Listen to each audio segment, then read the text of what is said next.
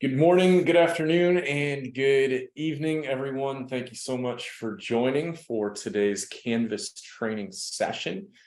Today's Canvas session will be about new quizzes. So we'll be going over the tools and all the abilities to moderate that you have within new quizzes. So welcome, great to be with you at Regent University this morning, albeit virtual. Excited and happy to be here with you this morning. So as we get ready to dive in, just want to take a moment to introduce myself. My name is Fred Johnson, and I'm a trainer here with Instructure, which is the parent company over Canvas. That's me and my wife of 8 years, and we have a 3-year-old son here in the middle named Leo. So we love him to pieces. And just a little bit about my background. I have been with Instructure for a little over 3 years. I started onboarding right before the pandemic hit. But then we went all virtual very, very quickly. So it's been 3.5 years, and I have 11.5 years of experience teaching public education in Central Florida. So I taught math, I taught career and technical education, taught a little bit of business, all in middle school and high school down here. So I'm coming to you today from St. Cloud, Florida. And my background is in educational technology, career and technical education, instructional design, and training. So once again, great to be here with you. The agenda for today's training is we're going to start out by talking about creating assessments. We'll go over an introduction to new quizzes, how to add a new quiz and how to launch that feature, how to build your questions and the new question types. I'll also talk about how you can manage your quizzes, so what it looks like to moderate, to grade via the speed grader, how to look at some of the reporting and statistics that you'll have access to after a quiz is over, as well as item banking. If you plan to use pools of questions or reuse questions, item banks are a great tool.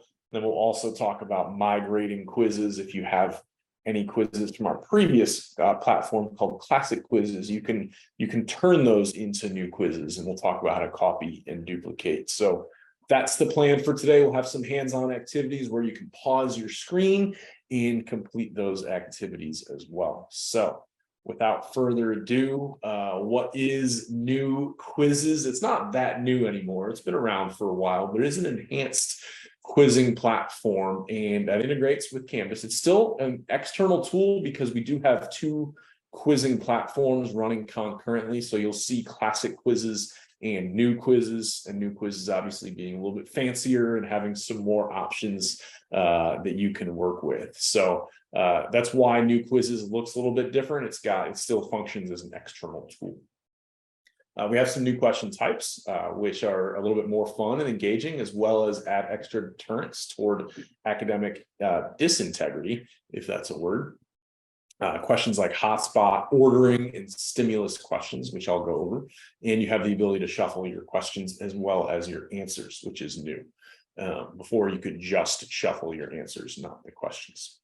There are some great tools for adding in accommodations for students that have specific needs as far as time and things of that nature. And we'll talk about duplication and how to align your quizzes to any outcomes or standards that you may have built in. So diving in, if you're familiar at all with classic quizzes, there were some items that were only available on classic quizzes, such as grading one question at a time, bookmarking question banks, and doing surveys. So there are some features that are only available on classic quizzes, and that's actually why we've kept it.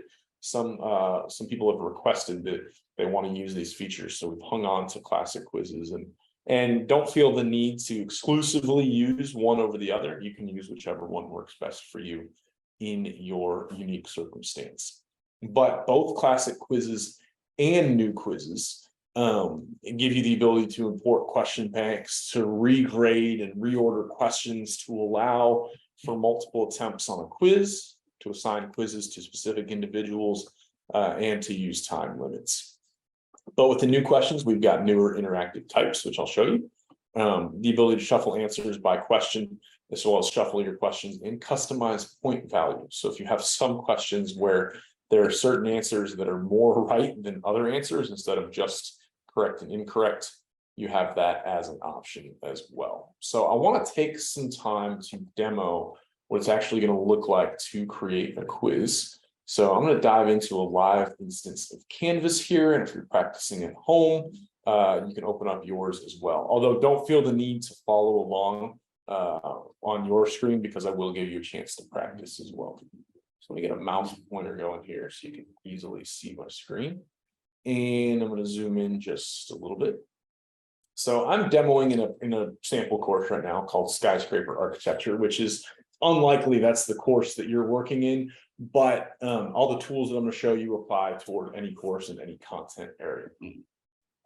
Before we dive into an actual quiz, I want to point out your navigation on the far left side of the screen is your global navigation. This is available no matter where you are in Canvas. You'll always have, almost always have this menu on the left side of the screen. That's why it's called global.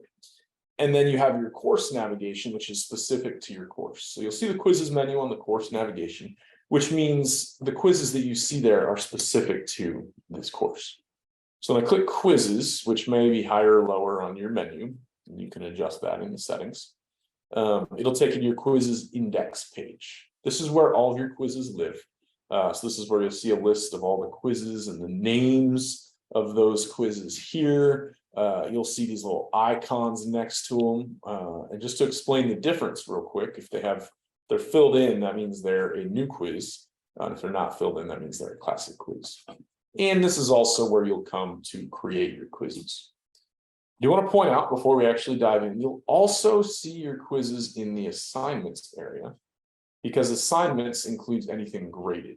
And because your quizzes are graded, they will also fall under the assignments area, but this area is not exclusive to quizzes. You'll also see assignments and graded discussions and a lot of other items in there.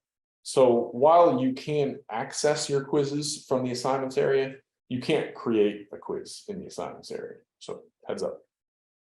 So with that said, we will dive into this quizzes link on the course navigation. This takes us to our quizzes index page, which is kind of where I consider it like a closet.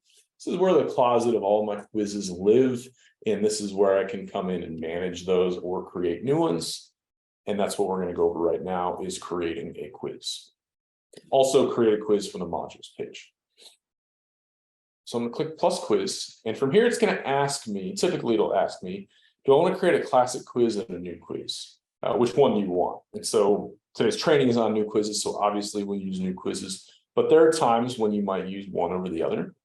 But if you always use new quizzes, you can remove that menu from asking every time by remembering your choice. But I like to use both. So I'm going to leave it, but it's up to you. So now I'll click submit, and it will take me to the page where I now have the opportunity to start creating the details for my quiz. So in this case, I'm going to call it sample quiz, or just any name. There's really nothing special you can do with the names of your quizzes. You can't change the format or the size or anything. But I do encourage the use of good numbering and naming conventions. So be specific with your name without being long, because this way you can search for it if you get a ton of quizzes in the quizzes area. And I also recommend using numbering conventions. So for example, if you're following any chapter or unit structure, or even a weekly module structure, if this is chapter 4 or unit 4 or week 4, I might put something like 4.1, something like that. And it just makes it a little bit easier to find and know where we're at. So just a best practice, it's not required. And you can also add emojis to the name of a quiz.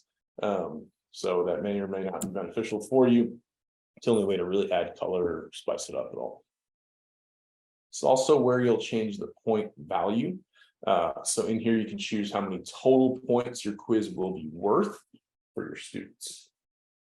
Also choose the assignment group here. So if you've created assignment groups and one of those is quizzes or tests or exams, you can choose that here or create that group. What I want to draw your attention to is the submission type. When it's a new quiz, will always be external tool, because it still operates as an external tool. And you can't change this. So you can't come in here and make this something else, and you don't want to. So just leave that how it is.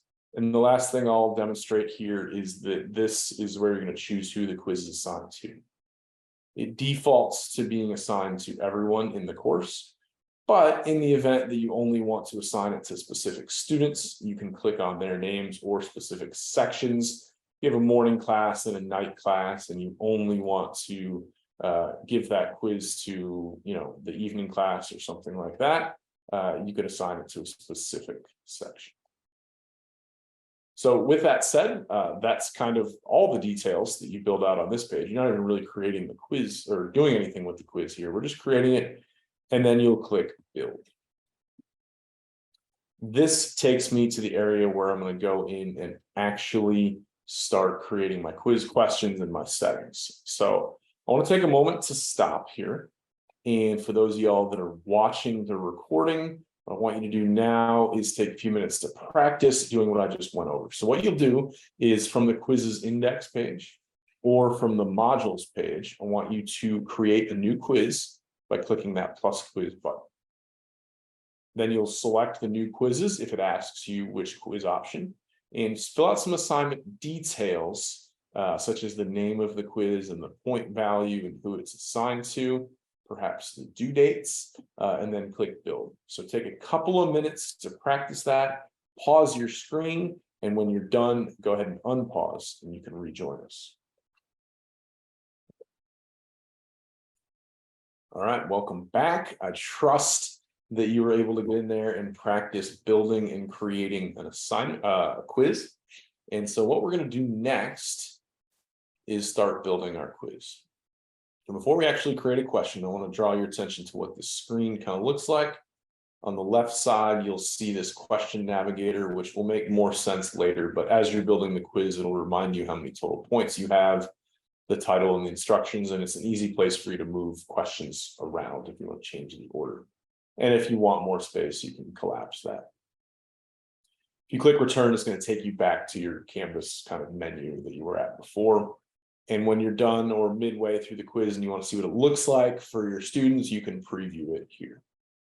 We'll come back to the outcomes and the item banks shortly. And you can also see the name of your quiz that you created on the previous page comes out here, and you're welcome to change that title within this page. So this is my big tip of the day. And if you catch nothing else, make sure you catch this. This is super important. And this is a best practice, not a rule, although I would make it a rule if I could, is that whenever you're going to create a new quiz, you're going to come straight into this build page. And I want you to build a habit. And the habit is to always go directly to the settings option before you build your quiz.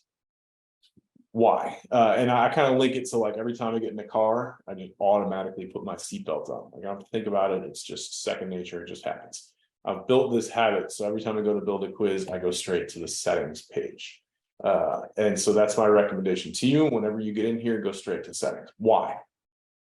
There's some really important settings in here that you'll individualize for each quiz.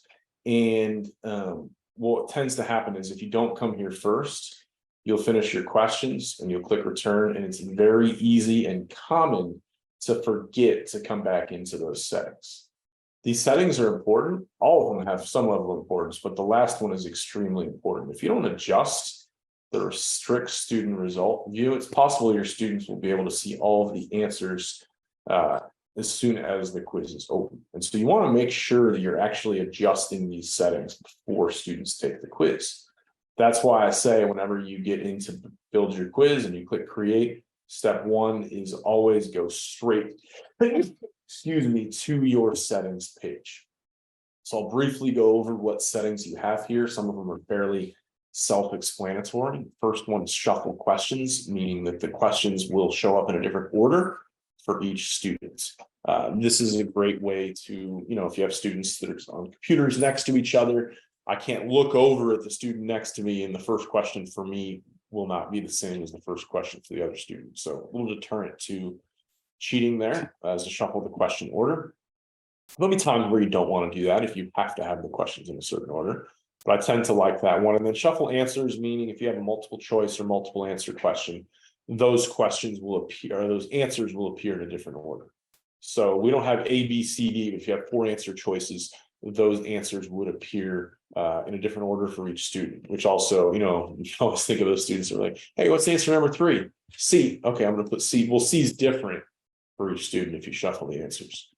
Take into consideration on this option that if you have any question responses that are all of the above or none of the above, this is going to mess that up. So be intentional. I'll show you a trick for solving that. But if you don't want to shuffle the answers to all of your questions, leave this off and you can do it individually within the quiz. There's a 1 question at a time option. So let's say you have a 20 question quiz. It's going to default to be a long scrollable page, but sometimes it's better for students to only see 1 question at a time and just click next to go to the next question. I like that because it can be overwhelming to have all of the questions on 1 page visible right at once.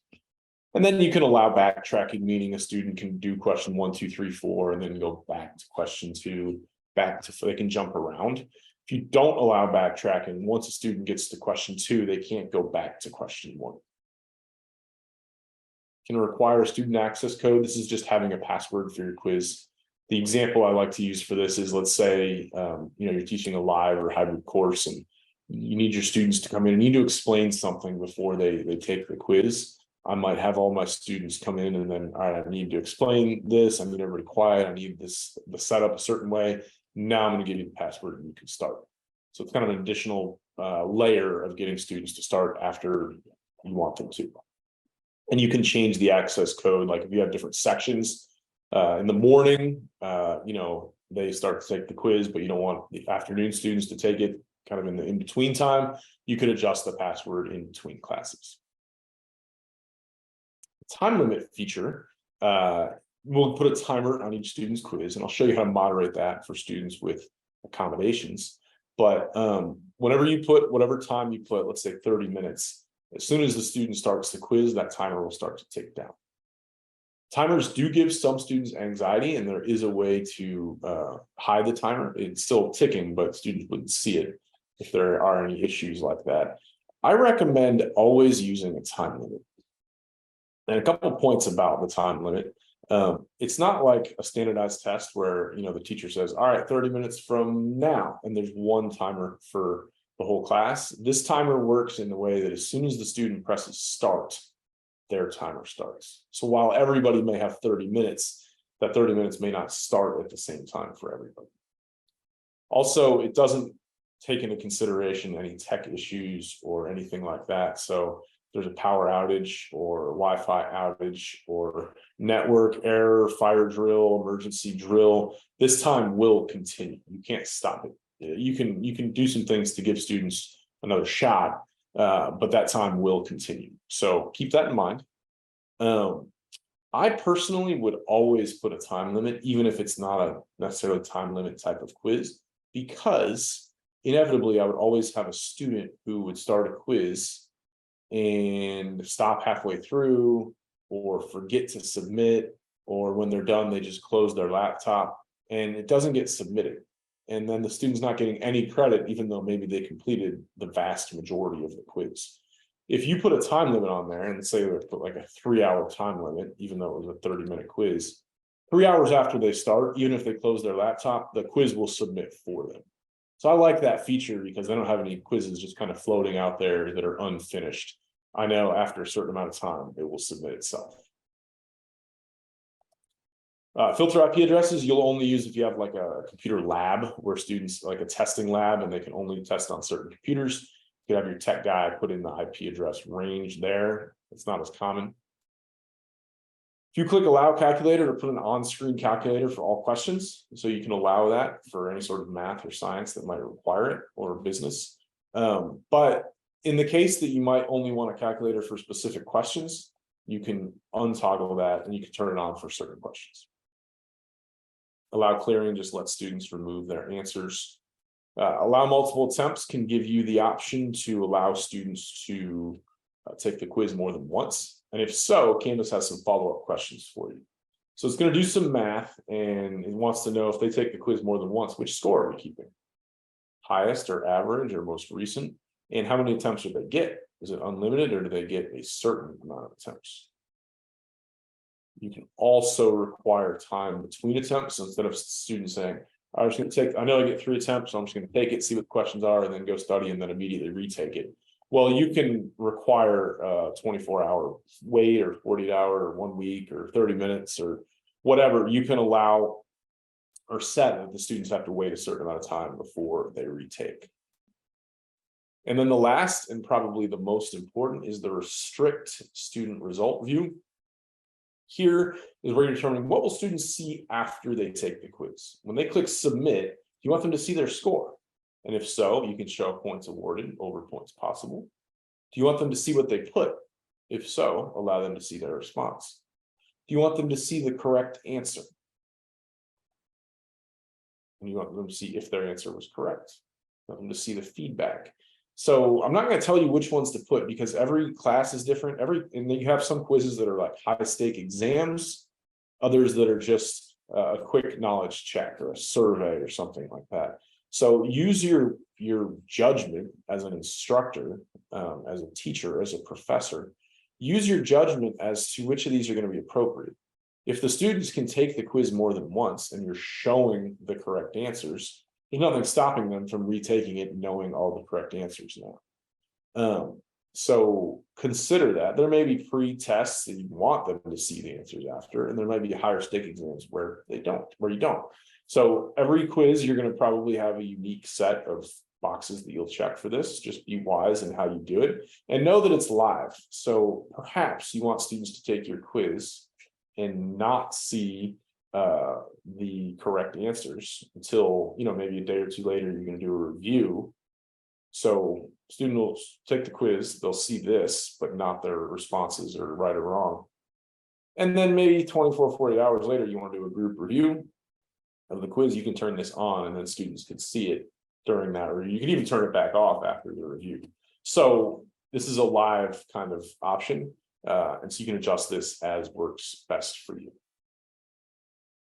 So those are the settings. Again, I recommend each quiz you give coming here first and setting those specific to that individual quiz. Unfortunately, you can't do like a default setting that it starts at. You do have to set these each time.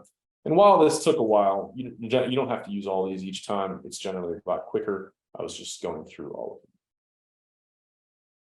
So next item I want to go through is show you how to add. We'll start simple with the multiple choice questions. So I want to show you how to add a question to your exam or your quiz. So within your quiz area, make sure you're in the build area and look for that plus button. It's going to ask you what type of question you want to add. So notice we've got quite a few options here. All of them are auto graded except for essay and file upload. So if you're looking for some quick grading, most of these options will work well. Manual grading is required for essay or file upload. And of course, you can go in and manually grade these other ones if you need to make changes, but Canvas will auto grade them for you, except for essay and file upload. So to start simple, we're going to start with a multiple choice question. And click multiple choice. And this is where a lot of people get tripped up. This area right here where it says question title, not where you put the question. This is the name of the question. And this is very different from like a traditional pencil and paper because you kind of don't have names for questions on those usually. So here you'll put the title basically of the question. So this is really for you. Students don't really see this. This is where you can put in like the name of the question. So I can put like, horticulture difficult, whatever the name of it. And the reason I'm putting in the difficulty level is because let's say you're creating item banks later and you want to pool questions together and draw from a pool. I want to make sure that pool of questions have the same difficulty level. This is just the name of the question. And then here is the actual question. So I might say something like, which of the following items is a vegetable? And put 4 options here, such as, wow, it's a vegetable, carrot. Turns out an avocado is not. So we'll put avocado here. We'll put, it's a very elementary example, I know, tomato and apple. Actually, tomatoes fruit, right? All right, here we go. Now, a couple points before I go into some of your options here. One, the first answer defaults to always being the correct one. If you need to change that and a different one is the correct answer, then make sure you do so. What I do to save time is I always have the choices shuffled from the settings page. And so I'll make the first one always the correct one, and then Canvas will shuffle them for me.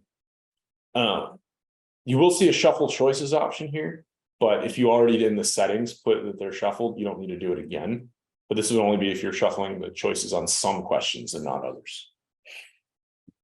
Notice that when I'm creating my question, I did a text-based question, but I have the whole rich content editor here, meaning that I can format my text, I can highlight on my text, but I can also do a whole lot more. I can do links within here, images, videos, documents. I can link to other external tools. I can create a table. If I do anything math or science or business related, I can insert, I need kind of those math operators and characters here, such as the square root and the cube root. I can't, or I can even bring something in from an embed, like embedding a video from YouTube, watch the video and answer the questions. So you can be really creative with your questions here. I've seen in music classes having to identify different songs, listen to a speech, and then respond to questions on it. So you can really use audio and video and a lot of other tools within your actual question and within your answers. So your answer can also include audio and video or be exclusively audio and video.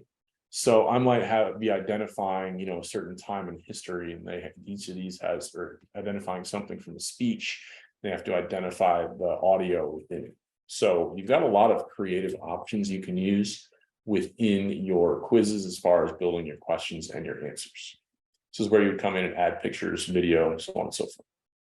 A couple other points I want to make within your question creation is you can add a calculator. And you can do that in settings, but it would be for all. This is just for specific questions. If you need more than 4 multiple choice questions, you can add more, or you can have less. So you're not stuck to just 4. If you need to delete one, you just press the trash can, or you can add more.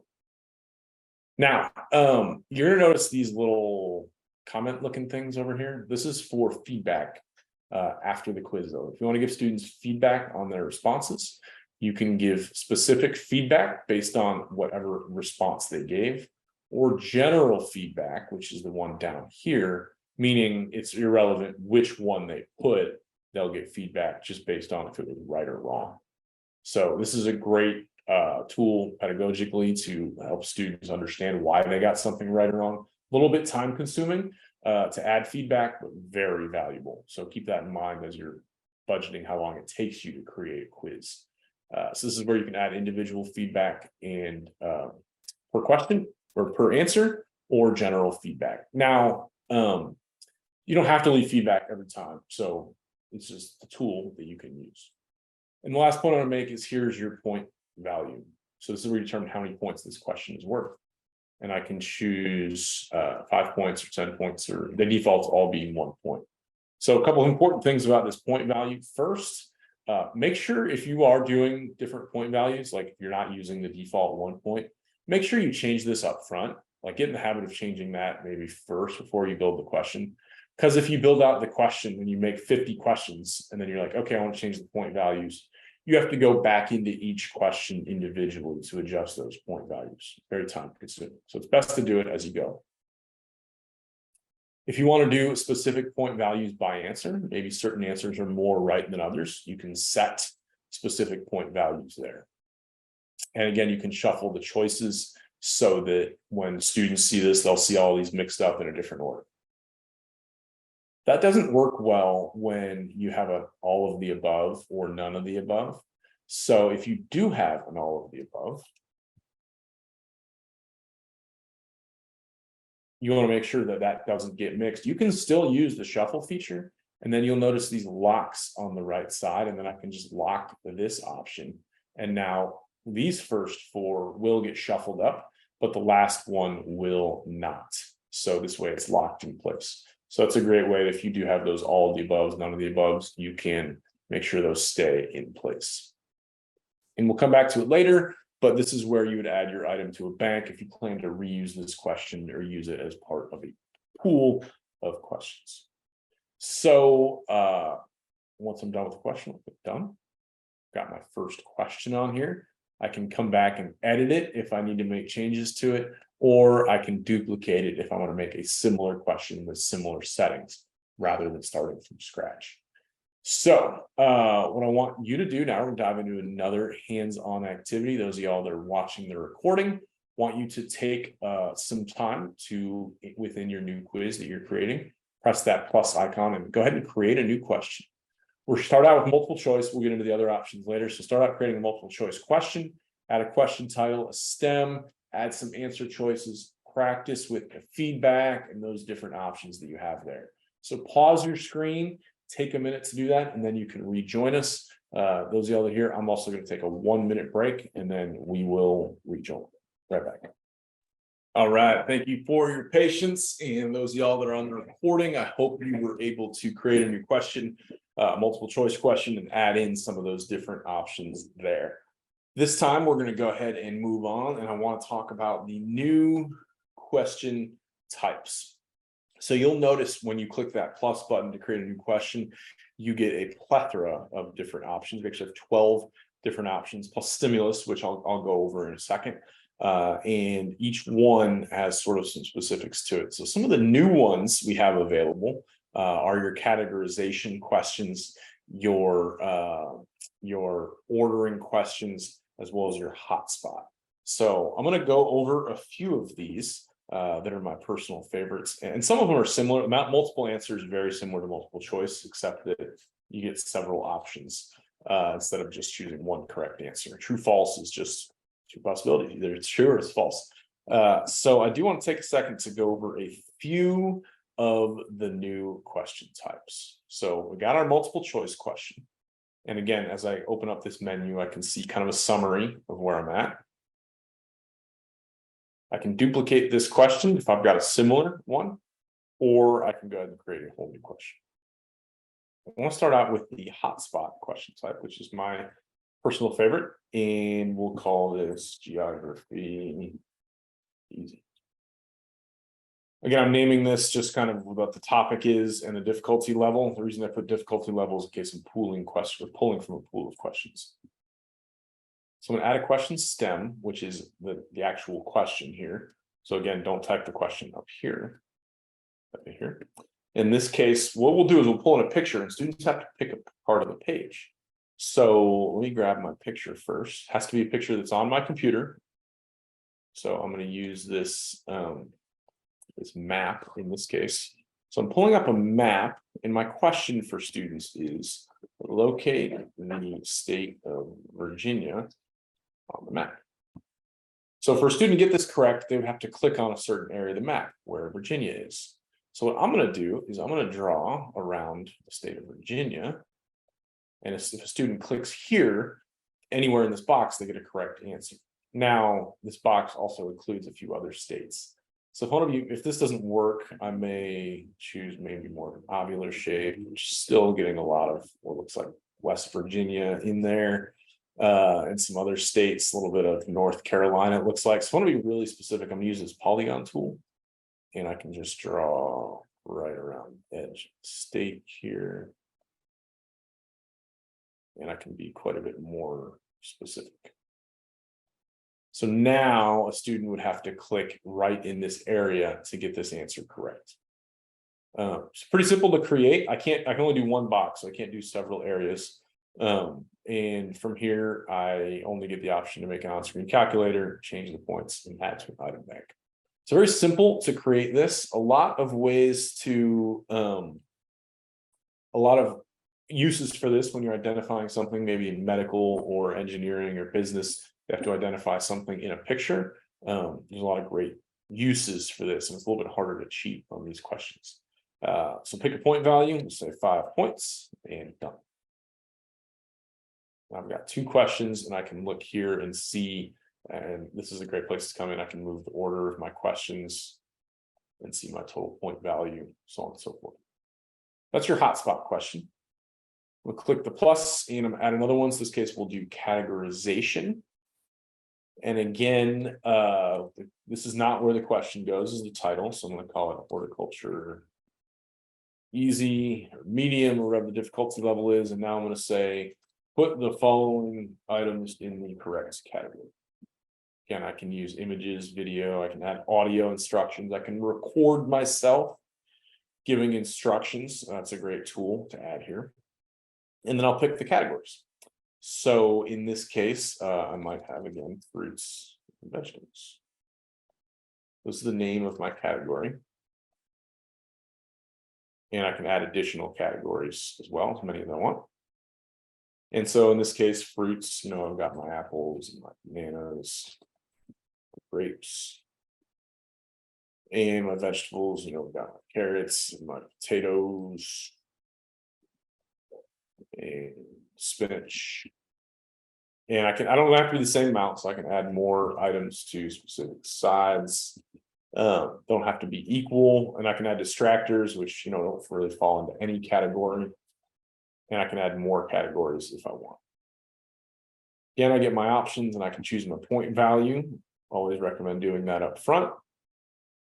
And I clicked done, and I just made a categorization question. So for me, they're coming up all correct. Students will see these mixed up and they have to move them into the correct category. Another question type is the ordering question.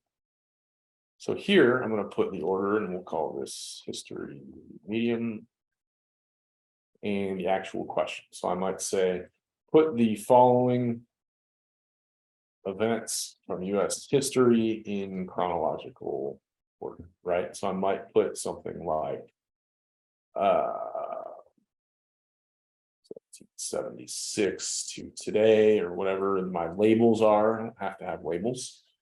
And then I'll put in the different options. So for example, the Civil War, maybe World War I, and I'm putting them in the correct order. And we'll say Vietnam War. So I've put different items. I can add more, take away. I can do images, video. So I'm putting them in the correct order. Students will then see those mixed up, and they have to put them in the correct chronological order. So this could be order of events, dates, order of what order you would do tasks in a specific, like medical field, you're doing a surgery, what order do you do these steps, so on and so forth.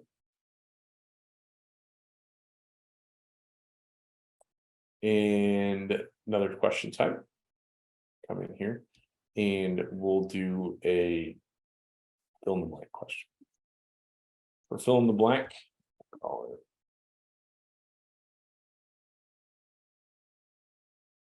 question stem here. So this is gonna be fill in the blank. I may say something like the capital of Florida is, and the correct answer is Tallahassee. The correct answer goes in these tick boxes, or sort of tick items. So it's easy to get that wrong. It's not the quotation. It's the one next to your one on your keyboard at the top left corner, or you can just copy and paste from this. So you're going to put the correct answer in those tick box or tick marks. And Tallahassee is kind of a challenging word to spell. So notice when you do fill in the blank, and you can do more than one. So the capital of Texas is same thing.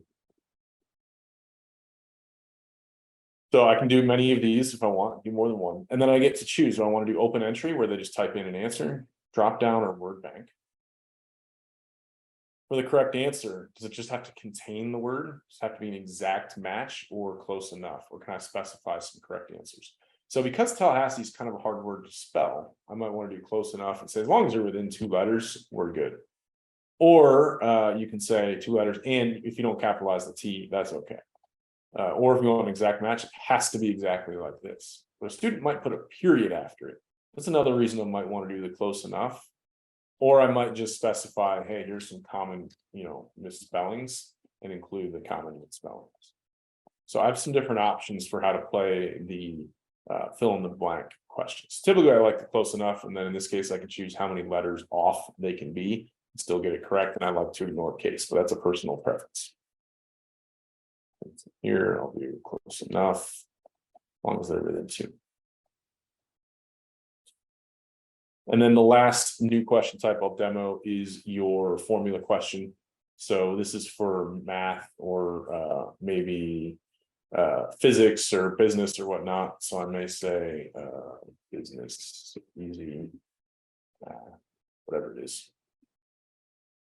And so here, if I'm putting in some type of equation, and I could do 5, in this case, just looking at the example here, let's say I want to do like 35 plus, and then instead of doing everybody does 35 plus 5, I can do 35 plus, and then put something in ticks, in this case an X, and then I can put in different, so X can be, and put in a bunch of different options. That way every student is getting a different item for X, and Canvas do the calculation for you. That way students are all getting a math question, but they're not all getting the same numbers for the math question.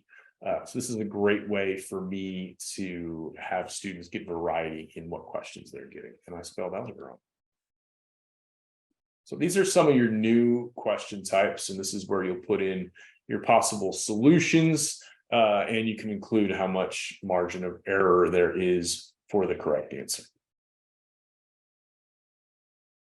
So those are several different question types. What I want you to do is take a few moments to practice creating one of those new question types. So click that plus icon within your new quiz build, explore the new question types, and practice using 1, 2, maybe 3 of them for bonus points. Practice creating a few of those new question types. Take a couple minutes to do that, pause your screen, and when you're done, come back in and rejoin us.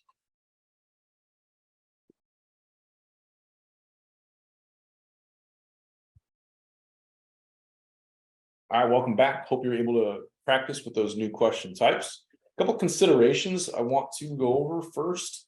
If you use outcomes and you want to align those to your questions, make sure those are aligned before adding your questions. Since new quizzes operates as an external tool still, your outcomes need to have already been loaded in, typically 24 hours before, because it syncs within new quizzes. So if you create a new outcome, it's not going to be available in new quizzes right away. You can migrate a classic quiz to a new quiz. Do you want to demonstrate how simple that is to do? So I'm just going to leave this page open and go back into my course here.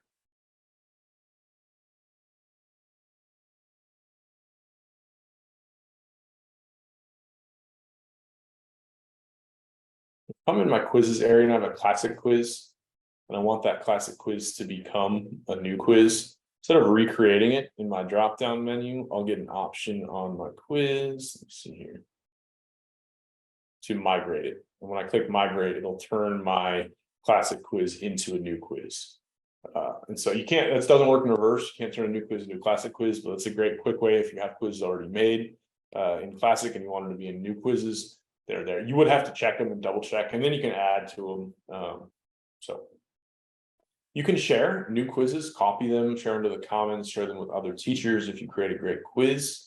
And you can leave feedback in the LTI user group rather than the general ideas space. So you can talk with your customer success manager about that. After a quiz is over, you are going to get, if you do use outcomes, you'll get an outcomes report that looks kind of like this. And so if you are utilizing outcomes within your course, after the students take the quiz, let me go back to it. You'll see in the reports area, you'll see an outcomes analysis. And when you click on it, this is what will come up, and you can see which students met and didn't meet and how many your specific outcomes. Next item that I want to go over is your moderating of your quizzes. So what I'll do here is I'm going to go back into my quiz and click moderate. Every time students go to take a quiz, you'll get a list of all of the students. When you're looking at that list of students, and I only have one, but you will see all of your students on that list there.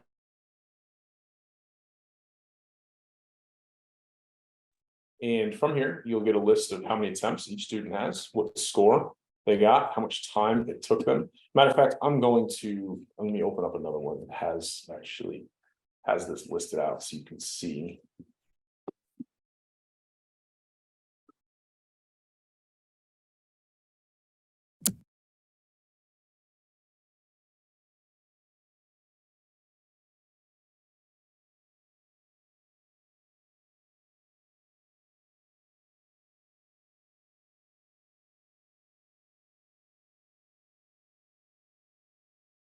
Okay, so I just want to show you what it looks like within a quiz here. So I'm going to go into a different quiz. And when I click moderate, I'm going to see list of all my students, what attempt they're on compared to how many attempts they have, what score they got on each attempt, how long they took, and I can even look at a log of how long they spent on each question. See their accommodations, and I can moderate from here. And also see if any students are still taking the quiz right now. So I'm looking at this and I'm like, wow, Bill is no longer in the classroom, or Bill should have been done with this a long time ago, and his quiz is still open. I can submit it for him. I can also do a quick search. So if I need to speak with Natalie about something, I can just do a quick search for Natalie, and I can even pull her up to my screen and say, hey, Natalie, we need to talk about this. This is also the page where I'll go to make moderations. So we'll go back to the other example real quick. You'll notice over here, I can get this moderate option. This is where I can add additional attempts for students.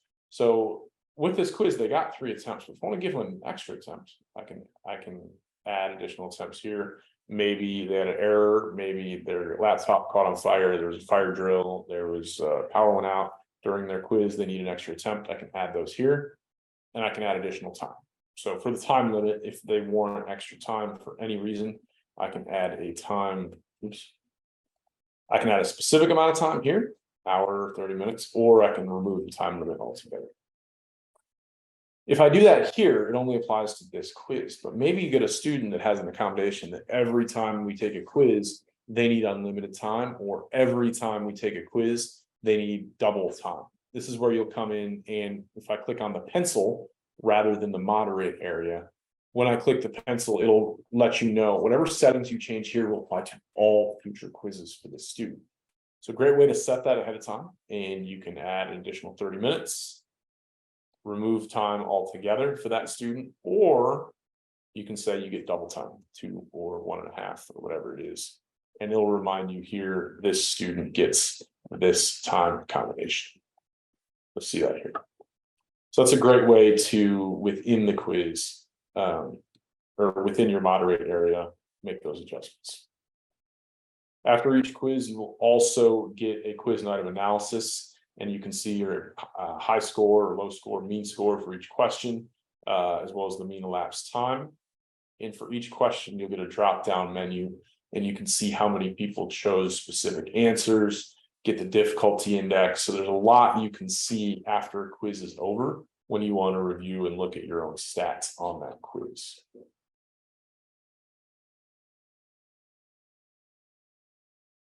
So we talked a little bit about how to moderate that quiz. I want to take a moment to pause here for you to go in and practice moderating a quiz. So go to your new quiz, click on that moderate tab. Hopefully you have at least one student in there that you can practice giving some additional time, extra attempts, or adjusting their time settings. So do take pause your screen and take a few minutes to practice that, and then we'll move on.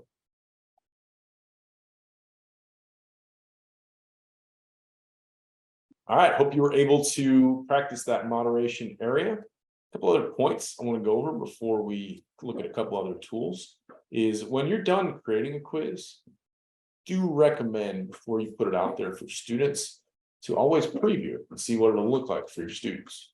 You can do that from student view back out in your actual modules area, or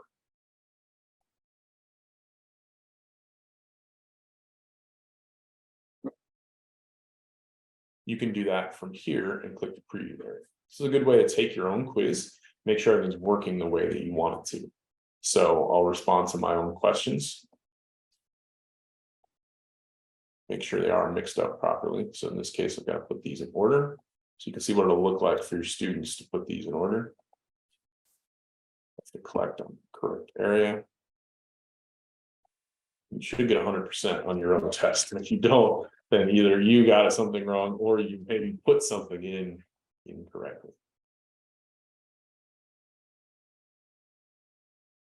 So notice for this categorization question, I have to categorize everything correctly, but you may want to put in your instructions to students that they may have a possible answer that remains down here that doesn't fit into either category. And there you go. So I should get a perfect score on my own. I get to see my time. And this will also show me what do students get to see. So they don't get to see the correct answer yet because you set that in the settings. This is a great way to come in and take a look and get the feel for how a student is going to experience your quiz. Next area I want to talk about is your item banks, and you'll see this option up here for item banks. This is where you can manage your quiz questions. So it's a great practice to reuse some questions throughout the year, but also if you are building questions as a team, you have several people that teach the same subject, you shouldn't have to create all the questions on your own. You should be able to share those questions with each other. So that's where item banks come in handy. And you get your own item banks for your course, but you can also have, you might have institutional banks where the university has provided banks for you, or they're shared within other instructors. So when you do create a bank and you want to share it, you can just click on this share item and choose to share it with specific instructors or share it with the entire institution. And you can determine if those others that get to see it can only view, or if they can actually edit in your questions. So let's say I want to make an item bank for this course. I might say horticulture. So I have horticulture questions, and I'll create a bank. Now I've got a horticulture question bank. I can edit that bank and share that bank. So I'm going to come into my horticulture bank here, and I don't have any questions in it. So what I'll do here is, since this question has to do with horticulture, kind of, I'm going to click on, when I'm editing it, I can add this to the horticulture bank. That way, in the future, when I want to reuse this question, I can easily pull it in. So now I've added this item to a question bank. And if you edit it in the future, you're editing it in the bank, not in the specific question. Great tool. And then when you do get banks going and you get several, maybe you have a pool of hundreds of questions, when you go to add a question later on, clicking on this plus area down here, when you're choosing a question, you can also choose a bank.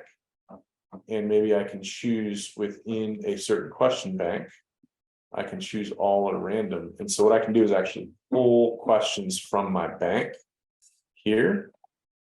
And I can choose how many questions I want to pull from that bank. And if I want to pull them randomly, pull all of them. So in this case, if I had 10 questions in that bank, I can say I want you to pull 5 questions out of there at random. And then now students are all getting different questions from each other. And that's why it's important when I'm building my banks that I do the same difficulty level, because I don't want one student to randomly get all easy questions from that bank and one student to get all difficult questions. That's where you create your item banks. You'll also can manage those within your course. You'll have an item or a item on your course navigation called item banks. And if you don't see it there, you can simply go to your settings and your navigation and just drag this item banks up to the top. And save. And now you'll see item banks in your menu. Students can't see it, just you. But now you can create and manage your item banks right there, even when you're not in a quiz. If you want to create a bank ahead of time and manage your banks ahead of time, this is where you could do so.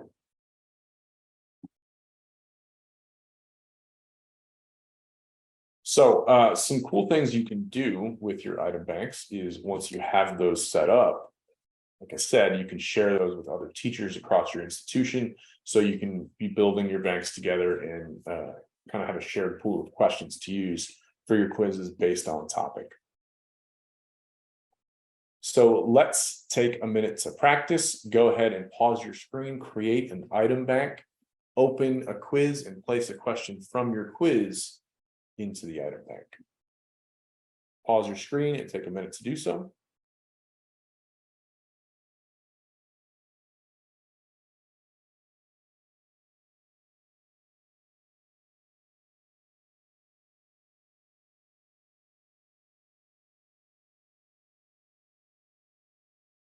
All right, well, I hope you were able to knock that out. The next item that I want to go into here is sharing a quiz. So let's say you create a quiz and it's a great quiz, and your neighboring teacher wants to use that quiz as well. Well, instead of them having to copy all of the questions, you can actually share that quiz. You can share it with other faculty at your institution. You can share it with other courses if you teach the same, if you teach different courses, and you can share it to the Canvas Commons. So what's that look like? I'm going to go back out to my course here. And we'll click return, which will get me away from my quizzing area. And I'm looking at my sample quiz that I just created. And on this menu over here, I'm going to see two options. One says send to. This option for send to gives me the ability to type in someone's name and send that quiz to another faculty member. When I send that quiz to them, they'll get a notification in their account up here. They can click on shared content and they'll be able to see items that have been shared with them. And if they like it, they can import it into their course. Or if they want to take a look at it, they can preview it or they can remove it if they don't like it. Great way to share quizzes. This is not just quizzes, you can share assignments and pages and other content as well. If I want to copy it to another course, maybe I teach a different course, but similar content, and I want to use the same quiz or at least have a copy of that quiz to edit and tweak, I can click copy to, and I will choose the name of my other course and copy that quiz into another course of mine. I can also move a quiz into the Commons, and if I share it to Commons, it'll be available to other instructors, not just within the university, but also across the world. So it's a great tool. And the last item that I already showed you is that you can migrate your quizzes by doing moving a classic quiz into a new quiz, but that does not work in reverse. And your images and audio files may not smoothly move their way over. So heads up on that. So as we round third and start heading for home, I want to let you know that new quizzes is still being worked on. We're still making updates, constantly taking requests from users about what to add and what to tweak and what to edit. So if you're curious about what's coming down the line for new quizzes, I'm going to drop this link in the chat. And not sure when you're watching this video, but do take a look at these links to get updates on what's coming up next for Q3, Q4 2023, as well as what's on the radar for 2024 and beyond. So when you open those links, you'll get a really good idea of what's to come, as well as a place to ask questions if you're having issues. The new quizzes hub, all about new quizzes, and you can see updates and the roadmap here.